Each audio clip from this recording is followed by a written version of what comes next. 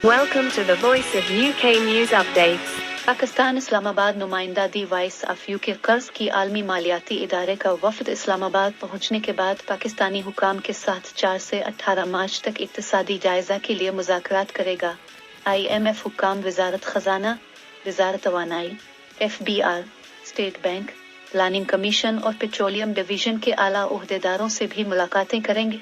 IMF वफद के दौरा पाकिस्तान के बाद वजीर खजाना अमेरिका जाएंगे, जहां वो 15 से 20 अप्रैल तक कयाम करेंगे। औरंगजेब वाशिंगटन में IMF और वर्ल्ड बैंक के सालाना वजारती इजलास में शरीक होंगे।